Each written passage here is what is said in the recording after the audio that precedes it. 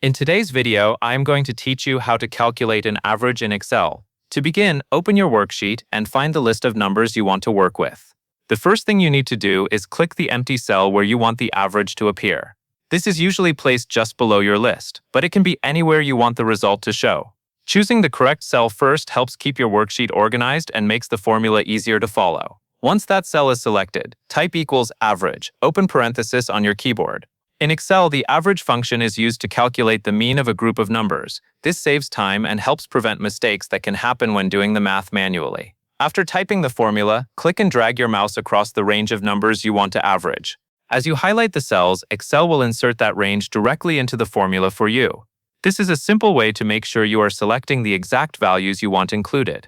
Be careful to highlight only the numeric cells you want to use for the calculation. When the full range is selected, type a closing parenthesis to complete the formula.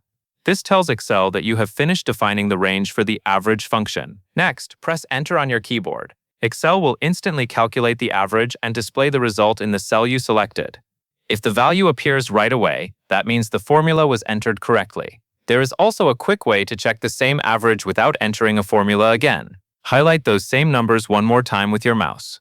Then look at the bottom right corner of the Excel window in the area called the status bar. Excel automatically shows useful summary information there for selected cells. You should see average displayed in the status bar as a quick reference. This is helpful when you want to verify your result or quickly review data without placing a formula into the worksheet itself. It is a fast built-in feature that can save time when you are working with larger sets of numbers. That is how to calculate an average in Excel using both a formula and the status bar for confirmation. Once you do it a few times, it becomes very quick and easy to use. That covers everything you need to know.